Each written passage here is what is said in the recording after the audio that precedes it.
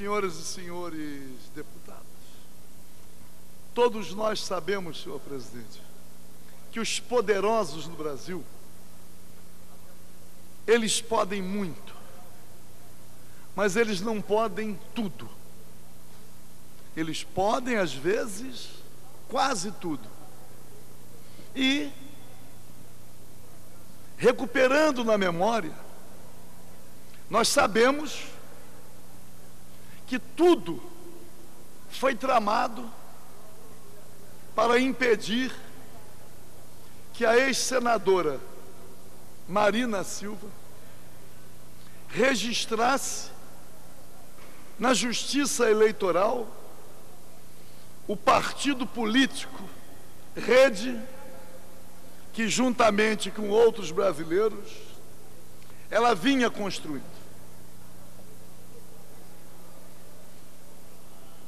A contestação da Justiça Eleitoral em relação à idoneidade de muitas subscrições necessárias à criação do partido, tudo foi engendrado, industriado, para que o partido não fosse criado e a ex-senadora Marina Silva não pudesse concorrer à presidência da República. Tudo estava adredemente preparado pelos donos do poder para que tivéssemos um segundo turno com a atual presidente, Dilma Rousseff, e o representante do tucanato, senador Aécio Neves, mesmo em tendo sido o tucano devidamente sepultado definitivamente pelo senhor Fernando Henrique Cardoso. E aí, a ex-senadora Marina Silva, impossibilitada da criação do seu partido político, resolve caminhar no sentido de uma espécie de coligação. O partido não criado teria os seus filiados ingressando num partido já criado, o PSB. PSB que se preparava para lançar, como lançou, o seu candidato à presidência da República, governador de Pernambuco, Eduardo Campos. E a ex-senadora Marina Silva assumiu, até humildemente, a condição de vice na chapa, mesmo estando evidente que ela seria uma candidata à presidência da República com muito mais peso do que o ex-governador Eduardo Campos. E ela teve um comportamento digno, não assumiu nenhum vanguardismo. Quando observamos os filmes, vemos que ela secundarizava verdadeiramente o candidato à presidência.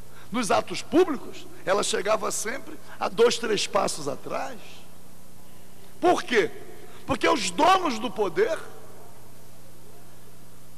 estavam construindo um segundo turno. O ex-governador Eduardo Campos, a ele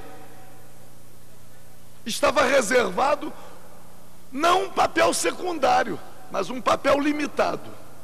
Ele deveria unicamente dar a contribuição para que houvesse um segundo turno, para que a presidente Dilma Rousseff não ganhasse no primeiro turno. E tudo caminhava de acordo com o previsto. Segundo turno, uma nova eleição. E aí, quis a fatalidade que aquela tragédia acontecesse. E a tragédia surpreendente e imprevisível sob todos os aspectos, a tragédia fez com que a ex-senadora Marina Silva, já afiliada ao PSB, candidata a vice, o vice substitui. E a ex-senadora Marina Silva emerge como candidata à presidência da República. Aqueles que são ligados à área evangélica pensam assim, né? Deus tem os seus propósitos. E ela surge desorganizando completamente a sucessão presidencial. Completamente, mas desorganizando na perspectiva dos donos do poder. E aí, a situação hoje apresentada é a seguinte: o papel de coadjuvante, o papel secundário, para dar condições a que haja um segundo turno, está cabendo ao ex-senador Aécio Neves. Que nós sabemos que o PSDB representa com mais nitidez o grande capital financeiro, o grande capital industrial, o agronegócio. A oposição a mais completa às reformas que são necessárias para o nosso país. Reformas que exigem, numa correlação de forças, uma sustentação política muito grande. Não ouvimos falar mais em reforma agrária. Falam na reforma política, mas as reformas verdadeiramente cruciais, que a reforma política deveria ter sido feita pelo atual Congresso. Um passo grande na reforma política, muitos defendem o financiamento público, mas o fato de pessoa jurídica não poder contribuir para a campanha eleitoral, isto já está decidido pelo Supremo Tribunal Federal. Basta falta a conclusão da votação, mas já está decidido. É um escândalo que ainda estejamos com um processo eleitoral subordinado a uma inconstitucionalidade. Mas tudo tem que ser mantido para um resultado já delineado, e agora com a senadora Marina Silva participando, fugiu ao controle dos verdadeiros donos do poder. Pois não, deputado Gilberto Palmares? É uma brevíssima parte, porque Vossa Excelência tem razão quando diz que já há uma votação majoritária no Supremo que coloca de não se ter mais, não se aceitar mais contribuição de pessoas jurídicas. Mas eu acho que o debate sobre a reforma política, sem negar a atualidade das demais reformas como a agrária, ele é necessário. Porque veja, um golpe de mão de um membro do Supremo pediu vistas e está paralisado. Só isso já é um revelador de que o debate sobre a reforma política, ele é um debate, sim, na minha leitura atual. Eu não estou excluindo a interpretação de que a reforma política possa vir a ser a mãe das reformas. Mas é óbvio que será impossível uma reforma política completa. O Congresso Nacional poderia ter impedido as coligações, pelo menos nas eleições proporcionais. Não o fez. Mas o Supremo Tribunal Federal já entendeu que a contribuição de pessoas jurídicas é inconstitucional. A reforma política, portanto, seria feita progressivamente, que de uma vez só não será feita. Mas a minha questão é a eleição presidencial.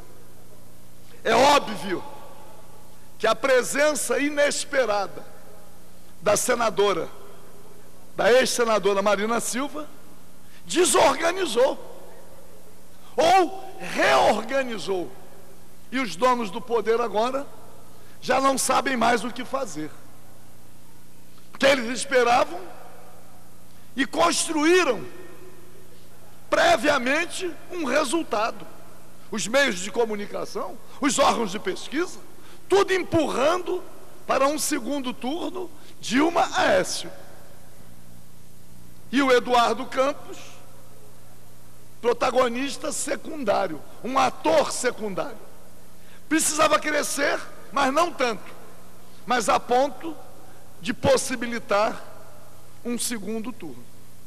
Antes era assim, ou a presidente Dilma ganha por muito pouco no primeiro turno, ou haverá um segundo turno, ela e o senador Aécio Neves. Isto é que estava delineado. E num segundo turno, uma outra eleição. Mas agora não. Agora, os verdadeiros donos do poder estão assim, ainda analisando o que eles vão fazer. Porque o senador Aécio Neves, que é a representação mais fiel do grande capital, está devidamente escanteado. Não há possibilidades.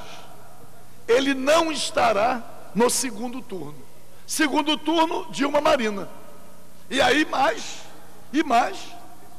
pela primeira vez, com a possibilidade da ex-senadora Marina Silva derrotar a presidente Dilma Rousseff no segundo turno. Aí eu não sei.